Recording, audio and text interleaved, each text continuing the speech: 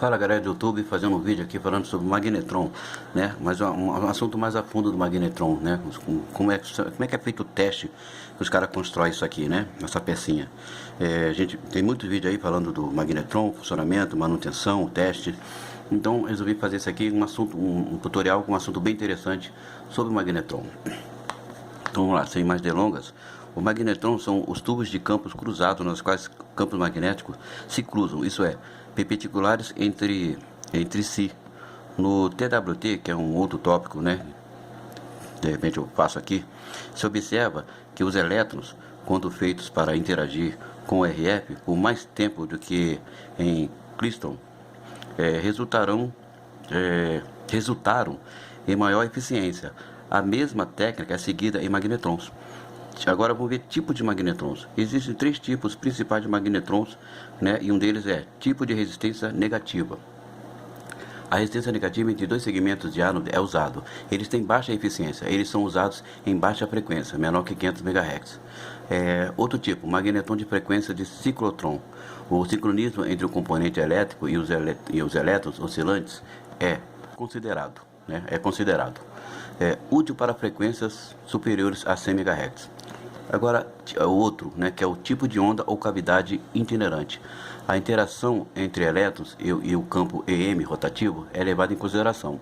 São fornecidas oscilações de potência do tipo alto, né, de alto pico. Útil em aplicações de radar, né, no caso. E o outro é a cavidade magnetron. O magnetron é chamado de cavity magnetron porque o ánodo é transformado em cavidade ressonante e o ímã permanente são usados para produzir um forte campo magnético, onde a ação de ambos faz o dispositivo funcionar, né? Agora, construção do cavity magnetron. Um cátodo cilíndrico espesso está presente. Um cátodo cilíndrico espesso está presente no centro e um bloco cilíndrico de cobre é fixo axialmente, que atua como ánodo. Esse bloco anódico é composto de vários slots que atuam como cavidades de ánodo ressonantes. O espaço presente entre o ánodo e o cátodo é chamado de espaço de interação, como a gente vê aqui. Tá? O campo elétrico está presente radialmente, enquanto o campo magnético está presente axialmente na cavidade magnetron. Este campo magnético é produzido por um ímã permanente, que é colocado como que as linhas magnéticas são paralelas, né? São paralelas ao cátodo e perpendiculares ao campo elétrico presente entre o ánodo e o cátodo. A figura aí mostra o detalhe construtivo de um magnetron de cavidade e linhas magnéticas de fluxo presente axialmente, tá? Então podemos ver aqui a antena, né, que é a saída do RF, né, do sinal micro-ondas, né, que é o output. Aqui nós temos o cátodo, né, bloco de anodo, anodo. E aqui o cátodo, que está aqui dentro aqui, ó, bem encostado nesse círculo aqui, né? Então temos aqui o cátodo, tá? E aqui então espaço de interação, tá ok? Como dá para ver aí. Aqui é a cavidade anódica, né? Como dá para ver aí. Este cabo de magnetron possui 8 cavidades firmemente acopladas uma à outra. Um magnetron de cavidade N possui N modos de operação. Essa operação depende da frequência e da fase de oscilações. O deslocamento total da fase ao redor do anel desses ressonadores de cavidade deve ser 2nπ ou 2πn, né? Onde n é um número inteiro. Se ilha V é uma bola, né? É um tipo um O com corte, usado muito em fórmulas de mecânica, para diâmetro, né? E pode ser chamado de ilha. Então, se ilha V representa a mudança de fase relativa do campo elétrico CA através das cavidades adjacentes, então ilha V igual a 2πn sobre n, onde n igual a 0, mais ou menos 1, mais ou menos 2, mais ou menos n sobre 2 menos 1, mais ou menos n sobre 2, o que significa que o modo n sobre 2 de ressonância pode existir se n for um número par. E se n igual a n sobre 2, então ilha V igual a π. Este modo de ressonância é chamado como modo N. Então, N igual a zero, então ilha V igual a zero. Isso é chamado de modo zero, porque não haverá campo elétrico de RF entre o ánodo e o cátodo. Isso também é chamado de campo de franja e esse modo não é usado em magnetrons. Agora, a operação do CAPT-magnetron. Quando o CAPT-klystron está em operação, temos casos diferentes a considerar. Então, deixa eu passar aqui um detalhe sobre eles. Caso 1, tá? Vamos ver, caso 1. Se o campo magnético estiver ausente, ou seja, B igual a zero, o comportamento dos elétrons pode ser observado na figura a seguir, considerando um exemplo onde o elétron A vai diretamente para o ánodo sob força elétrica radial, tá? Como mostra a seta. Caso 2. Se houver um aumento no campo magnético, uma força lateral atua sobre os elétrons. Isso pode ser observado aí na figura, né? Considerando o elétron B, que segue um caminho curvo, enquanto as duas forças estão agindo sobre ele. O raio desse caminho é calculado como R igual a mv sobre EB. Varia proporcionalmente à velocidade do elétron e é inversamente proporcional à força do campo magnético. Agora, caso 3. Se o campo magnético B for aumentado ainda mais, o elétron segue um caminho como o elétron C, apenas pastando na superfície do ánodo e tornando o ánodo atual zero. Isso é chamado como campo magnético crítico, BC, né, o B maiúsculo e o C menor, que é o campo magnético de corte. Então vamos consultar aqui a figura para uma melhor compreensão, como a gente está vendo aí, tá? Então, acabei de falar. Agora, caso de número 4. Se o campo magnético for maior que o campo crítico, B maior que BC, né? Então os elétrons seguem um caminho como o elétron D, como dá para ver aí, onde o elétron volta para o cátodo, sem ir para o ánodo, Isso causa o aquecimento traseiro do cátodo, né? Como mostra aí a figura, estamos vendo aí. Isso é obtido cortando o suprimento elétrico assim que a oscilação começa. Se isso é contínuo, a eficiência de emissão de cátodo é afetado. Operação do CAPT-magnetron com campo ativo de RF. Bom, discutimos até agora a operação de cavidade magnetron, onde o campo de RF está ausente nas cavidades do magnetron, né, caixa estática. Vamos agora discutir sua operação quando tem um campo de RF ativo. Como no TWT, né, que eu vou falar em uma outra hora aí, vamos assumir que as oscilações iniciais de RF estejam presentes, devido a algum ruído transitório. As oscilações são sustentadas pela operação do dispositivo. Há 3 tipos de elétrons emitidos nesse processo, cujas ações são entendidas como os elétrons A, B e C, em 3 casos diferentes. Caso 1. Quando oscilações estão presentes, um elétron diminui a velocidade da transferência de energia para oscilar, né? Um elétron diminui a velocidade da transferência de energia para oscilar. Tais elétrons que transferem sua energia para as oscilações são chamados como os favorecidos elétrons, né? Os elétrons favoritos. Esses elétrons são responsáveis pelos efeitos de agrupamento. Caso 2. Nesse caso, outro elétron, digamos B, retira a energia das oscilações e aumenta sua velocidade, quando isso for feito. Né? Por exemplo, dobra mais acentuadamente, gasta pouco tempo no espaço de interação e retorna ao cátodo. Esses elétrons são chamados de elétrons desfavorecidos. Eles não participam da reunião, do efeito de reunião, né? Ou reunião de efeito. Além disso, esses elétrons são prejudiciais por causa de um aquecimento traseiro. Caso 3. Nesse caso, o elétron C, que é emitido um pouco mais tarde, se move mais rapidamente. Ele tenta recuperar o atraso com o elétron A. O próximo elétron emitido, D, tenta avançar com A. Com o resultado, os elétrons favoritos A e C formam grupos de elétrons ou nuvens de elétrons. Eles chamam-se como fase efeito de desfocagem. Todo esse processo é entendido melhor observando a figura a seguir.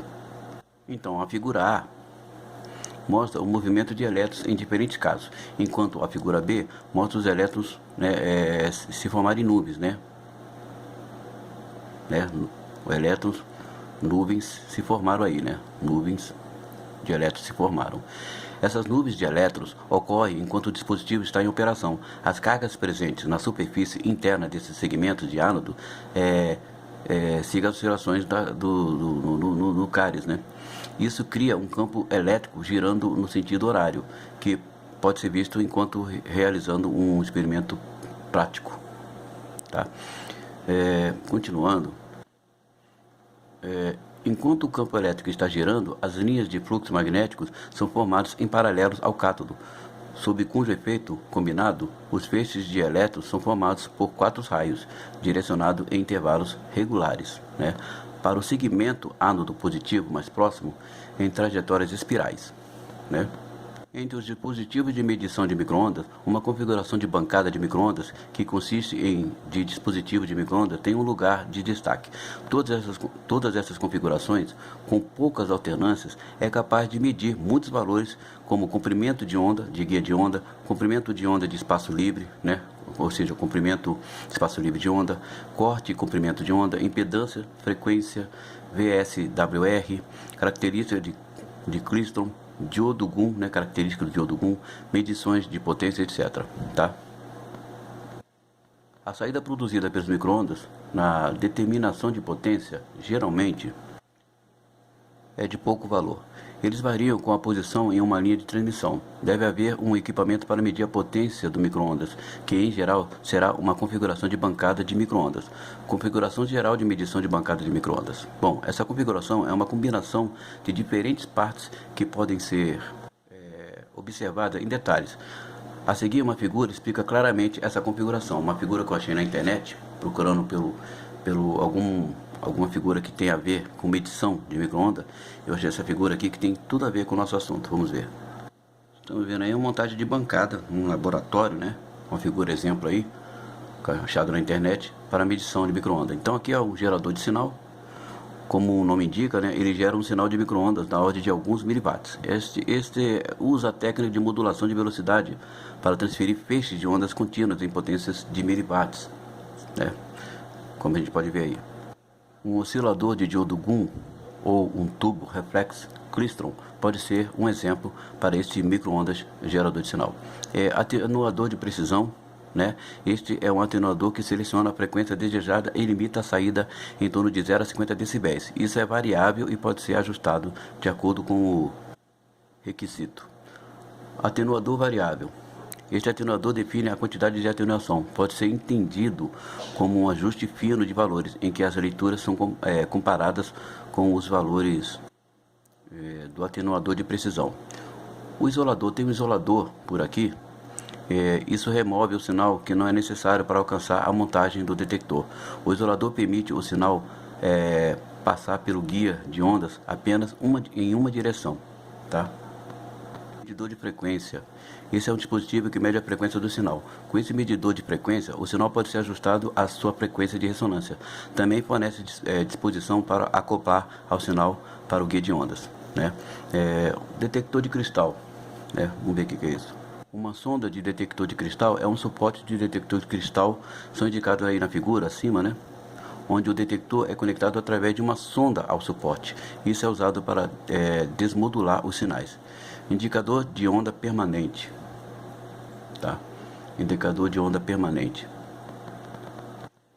Um voltímetro de onda estacionária fornece a leitura da taxa de onda estacionária em decibéis. O guia de ondas é cortado por alguma folga para ajustar os ciclos de sinal de relógio. Sinal de clock, né? Sinais transmitidos por guia de ondas são encaminhados através do cabo BNC para VSWR ou CRO para medir suas características. Então vemos aí, né, uma bancada de micro-ondas configurada em tempo real, né? Seria esse aqui mais ou menos, né? Aí um banco de micro-ondas configurado em tempo real, né? O cara medindo micro-ondas aqui, né? Com seus medidores aí, né? Uma imagem conseguida aí na internet. Não sei o autor da imagem, né? Então estou pegando o livro aqui da internet para poder, porque está casando com o nosso assunto. Eu cacei algumas imagens aí para poder botar aqui. Agora vamos dar uma olhada na parte importante dessa bancada de micro-ondas, a linha de fenda. Né? Linha com fenda é uma linha de transmissão de micro-ondas ou guias de ondas. O campo eletromagnético é considerado como a soma da onda incidente do gerador e a onda refletida no gerador. As reflexões indicam uma incompatibilidade ou uma descontinuidade. A magnitude e fase da onda refletida depende da amplitude e fase da impedância refletora, tá? Então, continuando o raciocínio, as ondas estacionárias obtidas são medidas para conhecer as imperfeições da linha de transmissão necessário, né, e necessário ter conhecimento de incompatibilidade de impedância para obter transmissão. Tá? Veja bem, as ondas estacionárias obtidas são medidas para conhecer as imperfeições da linha de transmissão. Necessário ter conhecimento de incompatibilidade de impedância para obter a transmissão. Essa linha com fenda ajuda a medir a taxa de onda estacionária de um micro-ondas, de um dispositivo micro-ondas, né? Então vamos ver a construção.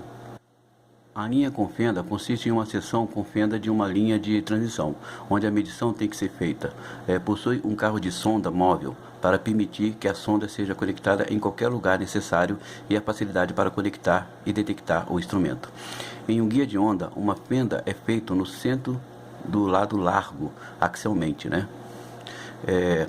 Uma sonda móvel conectada a um detector de cristal é inserido no slot do guia de ondas. Operação. A saída do detector de cristal é proporcional ao quadrado da tensão de entrada aplicada.